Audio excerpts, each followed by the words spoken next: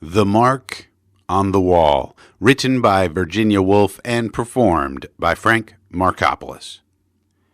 Perhaps it was the middle of January in the present that I first looked up and saw the mark on the wall. In order to fix a date, it is necessary to remember what one saw.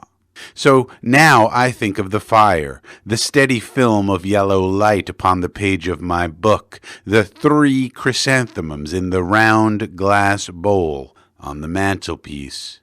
Yes, it must have been the winter time, and we had just finished our tea, for I remember that I was smoking a cigarette when I looked up and saw the mark on the wall for the first time. I looked up through the smoke of my cigarette, and my eye lodged for a moment upon the burning coals, and that old fancy of the crimson flag flapping from the castle tower came into my mind, and I thought of the cavalcade of red knights riding up the side of the black rock. Rather to my relief, the sight of the mark interrupted the fancy, for it is an old fancy, an automatic fancy, made as a child, perhaps. The mark was a small round mark, black upon the white wall, about 6 or 7 inches above the mantelpiece. How readily our thoughts swarm upon a new object, lifting it a little way, as ants carry a blade of straw so feverishly, and then leave it. If that mark was made by a nail, it can't have been for a picture. It must have been for a miniature, the miniature of a lady with white powdered curls, powder-dusted cheeks, and lips like red carnations. A fraud, of course, for the people who had this house before us would have chosen pictures in that way. An old picture for an old room. That is the sort of people they were. Very interesting people, and I think of them so often in such queer places because one will never see them again, never know what happened next. They wanted to leave this house because they wanted to change their style of furniture. So he said, and he was in process of saying that, in his opinion, art should have ideas behind it, when we were torn asunder, as one is torn from the old lady about to pour out tea and the young man about to hit the tennis ball in the back garden of the suburban villa as one rushes past in the train. But as for that mark, I'm not sure about it. I don't believe it was made by a nail after all. It's too big, too round for that. I might get up, but if I got up and looked at it, 10 to 1 I shouldn't be able to say for certain, because once a thing's done, no one ever knows how it happened. Oh, dear me, the mystery of life, the inaccuracy of thought, the ignorance of humanity, to show how very little control of our possessions we have. What an accidental affair this living is after all our civilization. Let me just count over a few of the things lost in one lifetime, beginning, for that seems always the most mysterious of losses. What cat would gnaw? What rat would nibble? 3 pale blue canisters of bookbinding tools. Then there were the bird cages, the iron hoops, the steel skates, the Queen Anne coal scuttle, the bagatelle board, the hand organ, all gone, and jewels too, opals and emeralds. They lie about the roots of turnips. What a scraping, paring affair it is, to be sure. The wonder is that I've any clothes on my back, that I sit surrounded by solid furniture at this moment. Why, if one wants to compare life to anything, one must like it to being blown through the tube at 50 miles an hour, landing at the other end without a single hairpin in one's hair, shot out at the feet of God entirely naked. tumbling head over heels in the asphodel meadows, like brown paper parcels pitched down a chute in the post office, with one's hair flying back like the tail of a racehorse. Yes, that seems to express the rapidity of life, the perpetual waste and repair, all so casual, all so haphazard. But afterlife, the slow pulling down of thick green stalks so that the cup of the flower, as it turns over, deluges one with purple and red light. Why, after all, should one not be born there as one is born here, helpless, speechless, unable to focus one's eyesight, groping at the roots of the grass, at the toes of the giants? As for saying which are trees and which are men and women, or whether there are such things, that one won't be in a condition to do for 50 years or so. There will be nothing but spaces of light and dark, intersected by thick stalks, and rather higher up, perhaps, rose-shaped blots of an indistinct color, dim pinks and blues, which will, as time goes on, become more definite, I don't know what. And yet that mark on the wall is not a hole at all. It may even be caused by some round black substance, such as a small rose leaf left over from the summer, and I, not being a very vigilant housekeeper, look at the dust on the mantelpiece, for example, the dust which, so they say, buried Troy 3 times over, only fragments of pots, utterly refusing annihilation, as one can believe. The tree outside the window taps very gently on the pane. I want to think quietly, calmly, spaciously, never to be interrupted, never to have to rise from my chair, to slip easily from one thing to another without any sense of hostility or obstacle. I want to sink deeper and deeper away from the surface with its hard, separate facts. To steady myself, let me catch hold of the first idea that passes. Shakespeare. Well, he will do as well as another. A man who sat himself solidly in an armchair and looked into the fire, so. A shower of ideas fell perpetually from some very high heaven down through his mind. He leaned his forehead on his hand, and people, looking in through the open door, for this scene is supposed to take place on a summer's evening, but how dull this is, this historical fiction. It doesn't interest me at all. I wish I could hit upon a pleasant track of thought, a track indirectly reflecting credit upon myself, for those are the pleasantest thoughts, and very frequent, even in the minds of modest, mouse-colored people who believe genuinely that they dislike to hear their own praises. They are not thoughts directly praising oneself. That is the beauty of them.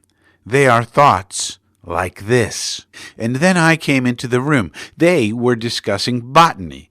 I said how I'd seen a flower growing on a dust heap on the site of an old house in Kingsway. The seed, I said, must have been sown in the reign of Charles I. What flowers grew in the reign of Charles I? I asked. But I don't remember the answer. Tall flowers with purple tassels to them, perhaps, and so it goes on. All the time I'm dressing up the figure of myself in my own mind, lovingly, stealthily, not openly adoring it, for if I did that, I should catch myself out and stretch my hand at once for a book in self-protection.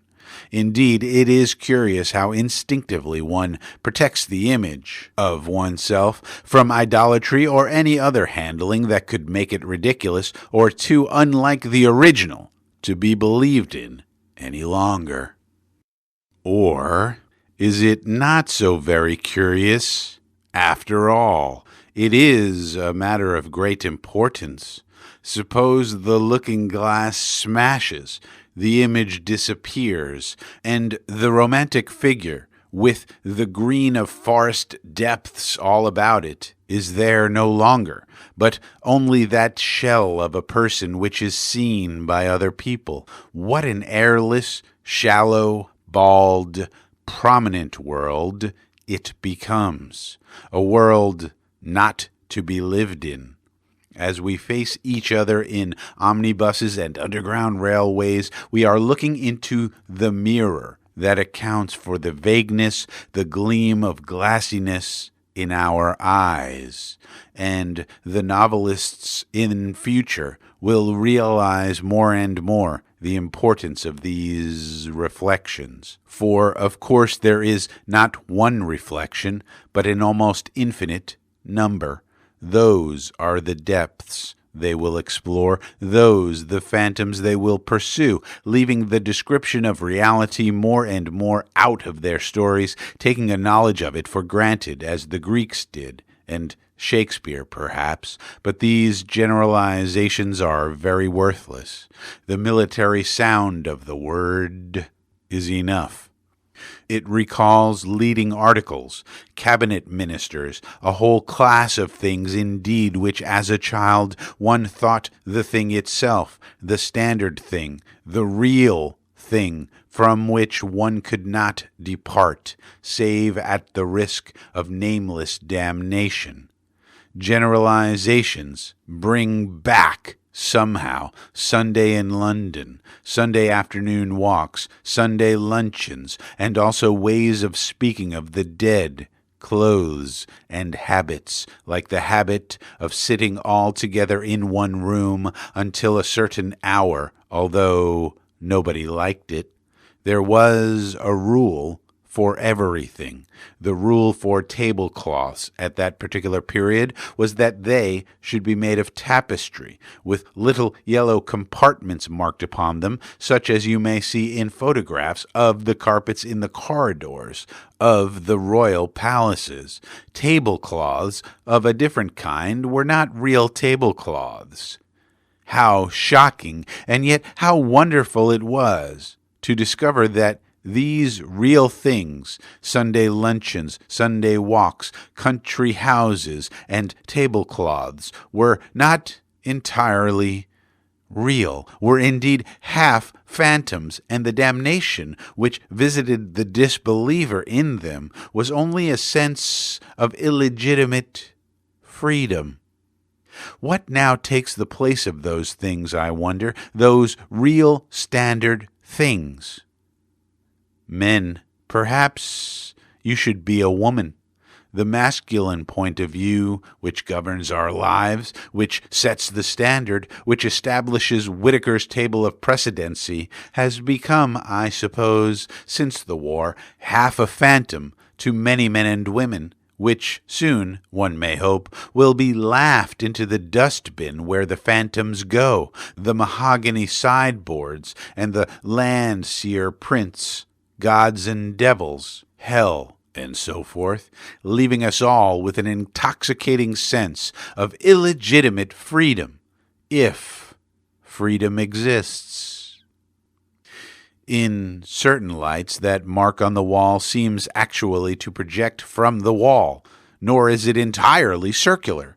I cannot be sure, but it seems to cast a perceptible shadow, suggesting that if I ran my finger down that strip of the wall, it would, at a certain point, mount and descend a small tumulus, a smooth tumulus like those barrows on the South Downs, which are, they say, either tombs or camps. Of the two, I should prefer them to be tombs, desiring melancholy, like most English people, and finding it natural, at the end of a walk, to think of the bones stretched beneath the turf. There must be some book about it. Some antiquary must have dug up those bones and given them a name. What sort of a man is an antiquary, I wonder? Retired colonel, for the most part, I dare say, leading parties of aged laborers to the top here, examining clods of earth and stone, and getting into correspondence with the neighboring clergy, which, being opened at breakfast time, gives them a feeling of importance. and the comparison of arrowheads necessitates cross-country journeys to county towns, an agreeable necessity both to them and to their elderly wives, who wish to make plum jam or to clean out the study, and have every reason for keeping that great question of the camp or the tomb in perpetual suspension, while the colonel himself feels agreeably philosophic in accumulating evidence on both sides of the question.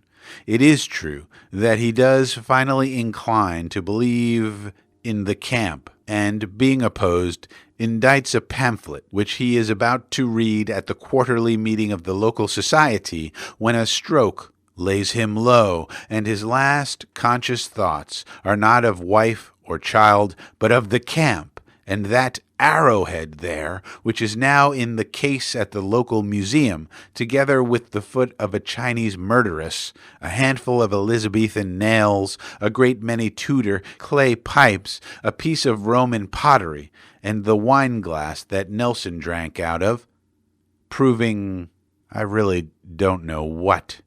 No, nothing is proved, nothing is known. And if I were to get up at this very moment and ascertain that the mark on the wall is really, what shall we say, the head of a gigantic old nail driven in 200 years ago, which has now, owing to the patient attrition of many generations of housemaids, revealed its head above the coat of paint, and is taking its first view of modern life in the sight of a white-walled, fire-lit room. What should I gain? Knowledge? Matter for further speculation? I can think sitting still as well as standing up. And what is knowledge?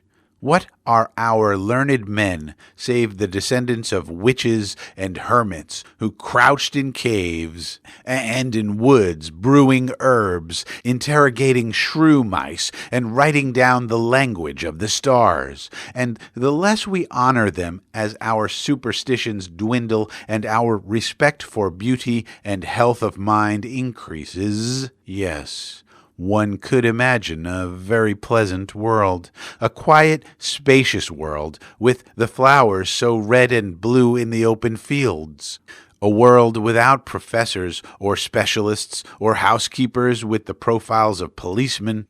A world which one could slice with one's thought, as a fish slices the water with his fin, grazing the stems of the water lilies, hanging suspended over nests of white sea eggs.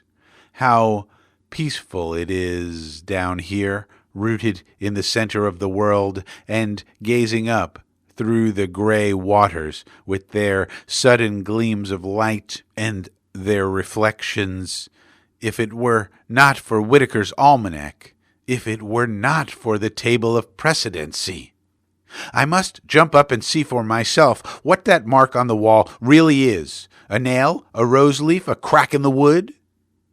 Here is nature once more at her old game of self-preservation. This train of thought, she perceives, is threatening mere waste of energy, even some collision with reality, for who will ever be able to lift a finger against Whitaker's table of precedency? The Archbishop of Canterbury is followed by the Lord High Chancellor. The Lord High Chancellor is followed by the Archbishop of York. Everybody follows somebody, such is the philosophy of Whitaker, and the great thing is to know who follows whom. Whitaker knows, and let that, so nature counsels, comfort you, instead of enraging you, and if you can't be comforted, if you must shatter this hour of peace, think of the mark on the wall. I understand nature's game, her prompting to take action as a way of ending any thought that threatens to excite or to pain. Hence, I suppose, comes our slight contempt for men of action, men, we assume, who don't think. Still, There's no harm in putting a full stop to one's disagreeable thoughts by looking at a mark on the wall. Indeed, now that I have fixed my eyes upon it, I feel that I have grasped a plank in the sea. I feel a satisfying sense of reality, which at once turns the two archbishops and the Lord High Chancellor to the shadows of shades. Here is something definite, something real. Thus, walking from a midnight dream of horror, one hastily turns on the light and lies quiescent, worshipping the chest of drawers, worshipping solidity, worshipping reality, worshipping the impersonal world, which is a proof of some existence other than ours. That is what one wants to be sure of. Wood is a pleasant thing to think about.